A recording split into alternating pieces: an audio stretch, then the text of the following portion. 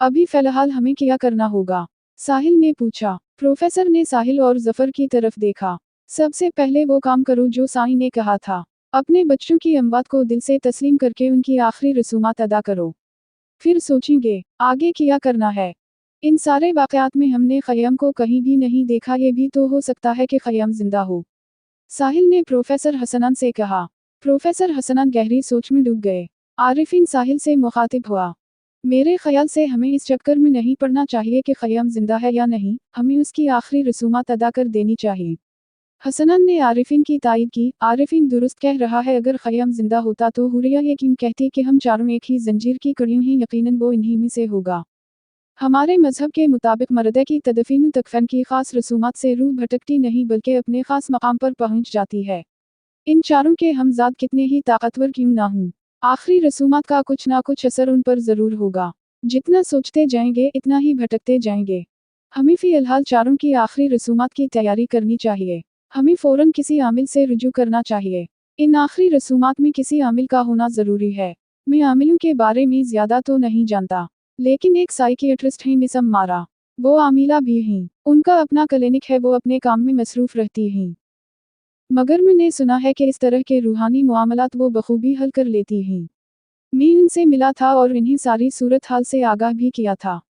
इन्होंने कहा था कि जब उनकी ज़रूरत हो इन्हें फ़ोन कर लिया जाए। साहिल ने मतअज्जब नज़रों से हसनान की तरफ देखा। इस कदर ख़तरनाक मामलात से एक लड़की कैसे नबरद आज़मा हो सकती है?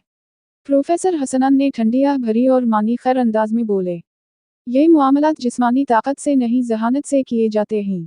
परसों जुमा के रोज़ हम एक ही घर में इन चारों की आखिरी रसूमात अदा कर लेते हैं। मैं मिस अमारा को इत्तिला दे दूंगा। जफर ने इस बात में सर हिलाया। ठीक है, हमें सबसे बात करनी होगी, हमारे पास वक्त बहुत कम है। तकरीबन 1 घंटा वो सब गुफ्तगू शनीद में मसरूफ रहे, फिर आरिफीन और हसनान वहां से चले गए। हसनान के जाने के बाद जफर ने फ़ोन करके खय्याम, फवाद और हुरिया के वालिदैन को कल अपने घर आने के लिए कहा। जफर के घर इकट्ठे होकर बाहम मशवरे से सब ने यह तय किया कि जफर के घर ही सारा इंतजाम किया जाए। बाय इन्होंने फैसला किया कि इस तरह ससकने और तरपने के बजाय अपने बच्चों की अमवात को तस्लीम करते हुए उनकी आखिरी रसूमात अदा कर दी जाएं। बरोज़ जुमा जफर के घर में रोने की बैन करने की आवाज़ें गूंज रही थीं। अजीज व अकारिब भी जुमा थे। जान पहचान वाले लोगों में जिसको फवाद, हुरिया, वशा और खय्याम की अमवात का पता चल रहा था वो गमजदा होके चले आ रहे थे। लोगों का एक हुजूम था जफर के घर पर। लोग दरियों पर बैठे तस्बीहात और कुरान पाक पढ़ने में मसरूफ थे। इस सारी सूरत हाल का इल्म जुर्गाम को हो चुका था। वो बेचैनी से अपने घर के लॉन में टहल रहा था। फिर दरख्त के करीब खड़े होकर किसी से बातें करने लगा। शायद ना दिखाई देने वाले लतीफ जिस्म से। पहले ही मैं खय्याम की वजह से परेशान हूँ, ऊपर से ये उन चारों की अमवात की आखिरी रसूमात, इसका असर कुछ भी हो सकता है। दिल तो चाहता है कि उन चारों के घर वालों को मौत की नींद सला दूं, मगर अभी वक्त नहीं। सबसे पहले तो मैं जफर और साहिल को ठिकाने लगाऊंगा। अभी मेरी सारी तवज्जो खय्याम की तरफ है। तुम किसी भी तरीके से खय्याम का पता लगाओ, वरना मेरी सारी मेहनत राय जाएगी। ये कहकर वो तेज तेज कदम उठाता हुआ अपने कमरे की तरफ बढ़ा। उसने ड्रेसिंग टेबल के दराज से पत्थरों की अंगूठियां निकाली और तेजी से अपनी सारी उंगलियों में पहनने और बेड पर बैठकर कुछ सोचने लगा। फिर इसके शैतानी दिमाग ने कुछ तय किया और वो नहाने के लिए बाथरूम चला गया। फवाद, हुरिया, वशा और खय्याम के घर वालों के आंसू थमने का नाम नहीं लेते थे। 1 साल से दर्द व गम का रुका हुआ आतिश फिशन लावा बरसा रहा था। आज उम्मीद और आस का दामन हाथ से छूट गया था। सीने में सिवाय दर्द के और कुछ नहीं था। एक दूसरे से लपट लपट कर रो के अपना गम बांट रहे थे, मगर गम था कि निढाल किए जा रहा था। उनके घरों के चिराग बुझ गए थे, आंखें मायूसियों के अंधेरों में डूब गई थीं। उनके प्यारों की मैयतें भी उनके सामने नहीं थीं। एक दूसरे के शाने पर सर रखकर रो के वो अपने गम का कुछ बोझ कम कर सकते थे। बाहर लॉन में मर्दों के लिए बंदोबस्त किया गया था और अंदर घर में जमीन पर दरिया बिछा के खवातीन बैठी थीं और कुरान पाक पढ़ने में मशगूल थीं। जफर भी दूसरे मर्दों के साथ कुरान पाक पढ़ने में मशगूल था। साहिल भी उसके करीब बैठा था।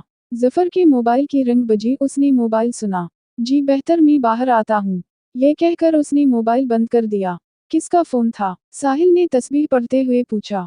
अमारा का फोन था, वही साइकियाट्रिस्ट जिसका मैंने तुमसे जिक्र किया था, वो बाहर आ गई हैं। मैं इन्हीं घर की खवातीन से मिलवा के आता हूँ। जफर ने अपना सपारा मेज पर रखा और चला गया। अमारा अभी तक गाड़ी पार्क कर रही थी। اس نے مناسب جگہ دیکھ کر گاڑی پارک کی اور پھر گاڑی سے باہر نکلی۔ 28 سالہ امارا دبلی پتلی اور انتہائی خوبصورت تھی۔ چہرے کی رنگت صاف اور نقوش دیکھے اور پرکشش تھے۔ اس نے قمیض اور ٹراؤزر کے ساتھ سکارف اوڑھا ہوا تھا۔ اس نے سکارف سے اپنے بال چھپا رکھے تھے، سیاہ سکارف نے اس کی خوبصورتی کو بڑھا دیا تھا۔ اس نے ظفر کو سلام کیا۔ وعلیکم السلام، بہت شکریہ آپ کے آنے کا۔ میں تو سوچ رہا تھا کہ شاید آپ ہمارے لیے وقت نہ نکال سکیں۔ ظفر نے اس کے ہاتھ سے اس کا سامان لیتے ہوئے کہا۔ امارا نے ایک نظر پوری کوٹھی پر ڈالی اور پھر مسکراتے ہوئے گویا ہوئی۔ میں اپنی زبان کی پکی ہوں، میں نے آپ سے کہا تھا کہ میں آؤں گی۔ آئے میں آپ کو اندر کا راستہ دکھاتا ہوں۔ ظفر اسے رخسانہ اور ریمن کے پاس لے گیا۔ امارا رخسانہ کے پاس بیٹھ گئی۔ ظفر نے رخسانہ سے کہا، یہ امارا ہیں، میں تفصیل سے ان کے بارے میں آپ کو بعد میں بتاؤں گا، فی الحال یہ ہماری مہمان ہیں۔ یہ کہہ کر ظفر باہر چلا گیا۔ امارا نے سپارہ لیا اور پڑھنا شروع کر دیا۔ عارفین، حسنان اور ساحل کو ارد گرد کے ماحول پر نظر رکھنے کی تاکید کی گئی تھی۔ وہ گھر سے باہر لان میں ٹہل رہے تھے۔ انہیں خاص تاکید کی گئی تھی کہ کوئی مشکوک شخص دیکھیں یا کوئی عجیب الخلقت مخلوق تو فوراً الرٹ ہو جائیں۔ وہ ایک ٹیم کی طرح کام کر رہے تھے۔ ان کے موبائل ایک دوسرے سے منسلک تھے۔ امارا کے ہاتھ میں 10واں پارہ تھا۔ تمام خواتین قرآن پاک پڑھنے میں مشغول تھیں۔ قرآن پاک کی تلاوت کی مسحور کن آوازوں نے فضا میں ایسا سکون سرایت کر دیا تھا کہ کسی کے بھی ذہن میں خوف نام کی کوئی چیز نہیں تھی۔ امارا نے اپنا پارہ مکمل کیا تو اس نے رخسانہ کے ہاتھ پر اپنا ہاتھ رکھا۔ جو غم دیتا ہے وہ مرہم بھی رکھتا ہے۔ حقیقت تو یہی تھی، مگر آپ لوگوں نے اس حقیقت کو تسلیم کرنے میں بہت وقت لگا دیا۔ شاید اگر یہ سب پہلے ہو جاتا تو وہ شیطانی طاقتیں اس قدر نہ بڑھتیں۔ آپ، رخسانہ نے سوالیہ نظروں سے امارا کی طرف دیکھا۔ ایک سائیکیٹرسٹ ہوں اور ایگزورسسٹ بھی ہوں۔ میں زیادہ دعوے نہیں کرتی، مگر جو کچھ بھی مجھ سے ہو سکا میں کروں گی۔ اگر آپ کی اجازت ہو تو میں آپ کا گھر دیکھ لوں۔ ہاں کیوں نہیں، میں بھی آپ کے ساتھ چلتی ہوں۔ رخسانہ اپنا پارہ میز پر رکھ کر کھڑی ہو گئی۔ امارا نے اپنے بیگ سے چھوٹی سی کتاب اور تسبیح نکالی۔ آپ مجھے صرف وشا کا کمرہ دکھا دیں، باقی میں خود دیکھ لوں گی۔ رخسانہ امارا کے ساتھ گئی اور اسے وشا کے کمرے میں لے گئی۔ وشا کے کمرے میں داخل ہونے پر امارا کے چہرے کے تاثرات میں کوئی خاص تبدیلی نہیں آئی، اسے سب کچھ نارمل لگ رہا تھا۔ اس نے تسبیح پڑھنا شروع کی اور ساتھ پورے کمرے کا جائزہ لیتی رہی۔ رخسانہ نے ٹھنڈی آہ بھری۔ وشا جو چیز جہاں جہاں رکھتی تھی، سب کچھ ویسے ہی ہے۔ ظفر بھائی نے کوئی تبدیلی نہیں کی۔ امارا نے سائیڈ ٹیبل سے ایک فوٹو فریم اٹھایا۔ رخسانہ نے امارا کے ہاتھ میں تصویر دیکھی تو تأسف بھرے انداز میں بولی، یہ ان چاروں کی تصویر ہے۔ پھر اس نے تصویر پر انگلی رکھتے ہوئے بتایا، یہ وشا اور حوریہ ہیں اور یہ دونوں فواد اور خیام ہیں۔ امارا نے وشا کی تصویر پر انگشت رکھی۔ میری معلومات کے مطابق وشا، حوریہ اور فواد کو آپ لوگوں نے دیکھا ہے مگر خیام کو نہیں دیکھا۔ پھر اس نے خیام کی تصویر پر انگلی رکھی۔ یہی خیام ہے۔ رخسانہ نے اس بات میں سر ہلایا۔ ہاں یہی خیام ہے۔ یہ تصویر میں اپنے پاس رکھ سکتی ہوں۔ رکھ لیں۔ امارا نے تصویر فریم سے نکالی اور اپنے بیگ میں ڈال لی۔ پھر وہ رخسانہ سے مخاطب ہوئی، اگر آپ مائنڈ نہ کریں تو کچھ دیر کے لیے مجھے اکیلا چھوڑ دیں۔ رخسانہ اسے وشا کے کمرے میں چھوڑ کر دوبارہ خواتین کے ساتھ بیٹھ کر قرآن پڑھنے لگی۔ امارا وشا کے کمرے سے باہر آ گئی اور تسبیح کا ورد کرتے ہوئے گھر کے باقی کمروں کا جائزہ لینے لگی۔ وہ پورے گھر میں پھری مگر اس نے ایسی کوئی غیر معمولی حرکت محسوس نہیں کی۔ ظفر اور حسنان گھر میں داخل ہوئے تو امارا پورچ میں کھڑی تھی۔ وہ امارا کے قریب آئے۔ سب ٹھیک ہے؟ فی الحال تو آپ کے گھر میں کوئی عجیب الخلقت مخلوق نہیں ہے، مجھے ان چیزوں کا کوئی اثر بھی محسوس نہیں ہوا، مگر ان بدروحوں کا کوئی بھروسہ نہیں۔ لیکن یہ تسلی رکھیں، گھر میں قرآن پاک پڑھا جا رہا ہے، کوئی شیطانی مخلوق آپ کو ایذا نہیں دے سکتی۔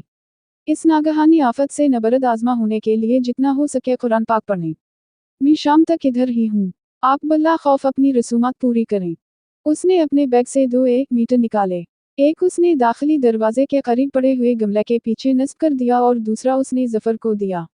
اسے باہر لان میں کسی درخت کے ساتھ لگا دو۔ جوں ہی کوئی عجیب الخلقت مخلوق اس گھر میں داخل ہوگی 1 میٹر کی سوئیاں ہلنے لگیں گی۔ اس کے کہنے پر ظفر نے باہر لان میں انار کے درخت کے ساتھ 1 میٹر لگا دیا۔ امارا رخسانہ کے پاس آئی۔ خیام کی والدہ کہاں ہیں؟ وہ سامنے انگوری رنگ کے جوڑے میں جو خاتون ہیں، وہ ماہین ہیں خیام کی والدہ۔ رخسانہ نے انگلی سے اشارہ کیا۔ امارا ماہین کے پاس گئی۔ ماہین گٹھلیاں پڑھ رہی تھی۔ وہ اس کے ساتھ بیٹھ گئی اور اس کے ساتھ گٹھلیاں پڑھنے لگی۔ آپ کیا پڑھ رہی ہیں؟ दूसरा कलिमा। माहिन धीमे से लहजे में बोली। अमारा भी गुठलियों पर दूसरा कलिमा पढ़ने लगी। टोकरी में पड़ी हुई गुठलियों पढ़ी गई तो अमारा माहिन से मुखातिब हुई। आप खय्यम की वालिदा हैं। माहिन ने इस बात में सर हिलाया। खय्यम का नाम सुनते ही इसकी आंखें भीग गईं। उसने भीगी आंखों से अमारा की तरफ देखा। माजरत चाहती हूँ, मैंने आपको पहचाना नहीं। अमारा ने कहा, कैसे पहचानेगी, मैं आपसे पहली बार मिल रही हूँ। मेरा नाम अमारा है, प्रोफेशन में एक साइकियाट्रिस्ट हूँ मगर आमिला भी हूँ। शायद मैं आप लोगों के काम आ सकूं। अब किया किसी ने हमारे काम आना, हमारी तो दुनिया ही लट चुकी है। इस हादिसा के बाद किया आपको कभी खय्यम दिखाई दिया? बाकी लोगों ने वशा, फवाद और हुरिया को जिस तरह देखा, माहिन की नजरें किसी एक जगह पे ठहर गईं। सब कहते हैं कि वो चारों दोस्त एक ही कड़ी में बंधे हैं। खय्यम को किसी ने नहीं देखा मगर सबका कहना है कि खय्यम भी उन तीनों जैसा होगा। अमारा ने माहिन के शानों पर हाथ रखा और फिजा में नजरें घुमाने लगी। अगर खय्यम उन जैसा नहीं होगा तो पता चल जाएगा इसका हमजाद अगर नेकी के कामों का नुमाइंदा हुआ तो वो यहाँ जरूर आएगा। माहिन ने बेचैन होकर अमारा का हाथ पकड़ लिया। मैं उसे देख सकूंगी। अमारा ने इसके हाथ पर अपना हाथ रखा। रूह को देखना इतना आसान नहीं होता मगर किसी ना किसी चीज की गैर मामूली हरकत रूह की मौजूदगी बता देती है। ये कह के अमारा दोबारा गुठलियों पढ़ने लगी। लॉन में अशखास की तादाद काफी ज्यादा थी। खवातीन भी कमरों में खिच्चाखच भरी हुई थीं। अभी मजीद और लोग भी आ रहे थे। साहिल और आरिफिन की ड्यूटी में ये भी शामिल था कि गेट से दाखिल होने वाले लोगों पर नजर रखें। लेकिन ये काम उनके लिए इंतहाई मुश्किल था। जफर, वकार, जुबैर और तौकीर के जान पहचान वाले सब इधर ही आ रहे थे जिनमें से ज्यादातर लोगों को साहिल और आरिफिन नहीं जानते थे। बस वो इतना ही ख्याल रख रहे थे कि अगर कोई मशकूक शख्स नजर आए तो चूक ना हो जाए। तकरीबन 1 बजे के करीब एक बूढ़ा शख्स कोठी में दाखिल हुआ। साहिल और आरिफिन ने उसे भी उन लोगों की तरह नजरअंदाज किया जिन्हें वो जानते नहीं थे। वो बूढ़ा शख्स दूसरे मर्दों के साथ दरी पे बैठ गया और गुठलियों पढ़ने लगा। जिस जगह वो बूढ़ा शख्स बैठा था इसके बिल्कुल सामने साहिल और आरिफिन करसियों पर बैठे आपस में कोई बात कर रहे थे। बूढ़े शख्स की नजरें उन दोनों पर ठहर गईं। वो अपने दाने उठा रहा था और फींक रहा था मगर इसकी जबान पे कोई लग्जिश नहीं थी और कुछ नहीं पढ़ रहा था मगर इसकी आंखों में अजीब सी बेचैनी थी। साहिल ने तअस्सुफ भरे अंदाज में इर्द गिर्द के माहौल पर नजर दौड़ाई और ठंडिया भरकर थके थके लहजे में बोला, हम कैसे उन शैतानी ताकतों का मुकाबला करेंगे? जो कुछ हो चुका है वो सब इस कदर अज़ियतनाक है कि उसका ख्याल एक पल को सोने नहीं देता और ना जाने आगे क्या होने वाला है। मादी वजूद रखने वाले हरीफ को तो हथियार से छलनी छलनी किया जा सकता है मगर ये सफ़ेद हैवला जौमुद के साए बिन के हमारे उर्दगर्द मंडला रहे हैं। इन्हें कैसे ख़त्म किया जा सकता है? आरिफिन ने आसमान की तरफ देखा। जंग सिर्फ हथियार से नहीं लड़ी जाती। जंग तो जज्बों की भी होती है, कलम की भी, तसव्वुरात की भी, मगर हर जंग में राह दिखाने वाली ज़ात इस परवरदिगार की ही है। इस पर भरोसा रखो। मायूसी हिम्मत तौरती है, खुदा पर भरोसा ही राह दिखाता है। हमें भी कोई ना कोई राह मिल जाएगी जिससे हम इन बदरूहों से निजात हासिल कर सकेंगे। साहिल और आरिफिन की नज़र इस बूढ़े शख्स की तरफ नहीं थी। बूढ़ा शख्स अपनी जगह से उठकर ऐसी जगह पर बैठा जहां से हाल का दाखिली दरवाज़ा साफ दिखाई दे रहा था। हाल में खवातीन बैठी थीं। साहिल आरिफिन से बातें कर रहा था और आरिफिन खामोशी से इसकी बातें सुन रहा था। इसकी नजरें 1 मीटर की तरफ थीं। 1 मीटर की सुइयां बिल्कुल साकिन थीं। अचानक ही 1 मीटर की सुइयां जुंबिश करने लगी। किया आरिफिन के दिल की धड़कन तेज हो गई। उसने साहिल के शाने को झटका दिया और 1 मीटर की तरफ इशारा किया। साहिल ने जुंबिश करती हुई सुई की तरफ देखा तो उसने मोबाइल निकाला और फौरन अमारा को फोन किया। अमारा ने फोन सुना और आहिस्तगी से बोली, ठीक है, तुम जफर और हसनन को बता दो और बहुत मुहतात हो के इर्द गिर्द के माहौल पर नजर रखो। ये कहकर अमारा ने मोबाइल बंद कर दिया। वो तेज तेज कदमों से हाल के दाखिली दरवाजे की तरफ बढ़ी। वो इस जगह पहुंची जहां 1 मीटर लगा था। 1 मीटर की सुइयां जामिद थीं। उसे इस बात की तसल्ली हुई, माफौक अलफतरत मखलूक जिसका इशारा बाहर हुआ है वो अभी हाल में दाखिल नहीं हुई। मशकूक बूढ़ा शख्स अपनी जगह पर इस तरह खड़ा हो गया जैसे उसे कोई खास इत्तिला मिल गई है। वो तेज कदम चलता हुआ लोगों के बीच में से निकलता हुआ टेंट से बाहर आ गया। इसकी मुतलाशी निगाहें चारों ओर घूमने लगी। उस वक्त वो लोगों की नजरों से बेनियाज बेखौफ था। वो किसी की तलाश में किसी जवान की तरह मुस्तैद था। एकदम से इसके बूढ़े जिस्म में किसी नौजवान जैसी तवानाई और फिरती आ गई थी मगर वो अभी तक किसी की नज़र में नहीं आया था। वो बार बार अपनी जेब में हाथ डालने की कोशिश करता जैसे इसके पास कोई हथियार हो मगर इर्द गिर्द लोगों की मौजूदगी में वो कुछ कर नहीं कर पा रहा था। दरवाजे के करीब ही वो खड़ी थी। इसका दिल तेजी से धड़क रहा था। इसकी सबसे बड़ी क़ुव्वत इसका खुदा पर भरोसा और हौसला ही था, वरना इस तरह के मुआमलात का इसके पास कोई ख़ास तजुर्बा ना था। वो जिस तरह बेचैनी से टहल रही थी, औरतों की नज़रें इस पर ठहर गई थीं। इनमें सरगोशी होने लगी थी। माहिन और रुखसाना इसके पास आए। खैरियत? रुखसाना ने पूछा। अमारा के चेहरे से परेशानी साफ फ़हीम हो रही थी। इसने नफ़ी के अंदाज में सर हिलाया। नहीं, खैरियत नहीं है। बाहर 1 मीटर की सुइयां बता रही हैं कोई गीबी मखलूक लॉन में मौजूद है। शायद घर के दूसरे हिस्सों में भी हो। फिर इसने गमले के पीछे लगे हुए 1 मीटर की तरफ इशारा किया। अगर वो गीबी मखलूक इस कमरे में दाखिल हुई तो उसकी सुइयां जुंबिश करने लगेंगी। माहिन और रुखसाना की खौफ से आंखें फैल गईं। अब क्या होगा अगर उन शैतानी ताकतों ने इधर हमला कर दिया तो यहाँ तो लोगों का हुजूम है। हम कैसे लोगों को इन बदरूहों से बचाएंगे? रुखसाना के लहजे में भी कपकपाहट थी। अमारा ने तस्बीह पढ़ते हुए एक नज़र रुखसाना की तरफ देखा। इस तरह की बातें करके आप मेरा हौसला कम ना करें, बस दुआ करें। सूरत अल-नस पढ़ने औरतों तक ये बात पहुंच गई। इनमें खौफ व हरास फैल गया। वो बूढ़ा शख्स तेजी से हाल की तरफ बढ़ने लगा तो साहिल की नज़र इस पर पड़ गई। साहिल तेजी से उसकी तरफ बढ़ा। बाबा जी, आप कहाँ जा रहे हैं? अंदर मेरी बीवी है, इसे बुलाना था। आप अपनी बीवी का नाम बताएं, मैं बल्ला लाता हूँ।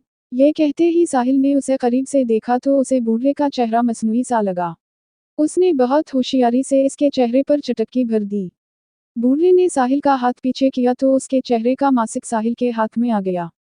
जुर्गम बेनकाब हो गया। जुर्गम बरकी सरत से वहां से भागा। साहिल इसके पीछे भागने लगा। जुर्गम लोगों को धकेलता हुआ, गिरता हुआ आगे बढ़ रहा था। साहिल भी लोगों को धकेलता हुआ इसका ताक़ुब कर रहा था। लोगों के हुजूम की वजह से साहिल के लिए उसे पकड़ना मुश्किल था। लेकिन वो साहिल की नज़रों से दूर नहीं गया था। साहिल मुसलसल इसके पीछे भाग रहा था। फिर अचानक ही वो इसकी नज़रों से ओझल हो गया। Oh shit! साहिल ने दरख्त से मुक्का टकराया। वो कुछ देर तक इसे ढूंढता रहा, फिर उसे हाल का ख्याल आया कि ख़वातीन किसी मुश्किल में ना हों। वो तेज़ी से वापस हाल की तरफ बढ़ा। अंदर हाल में सुकूत छाया हुआ था। सारी ख़वातीन को जैसे सांप सूंघ गया था।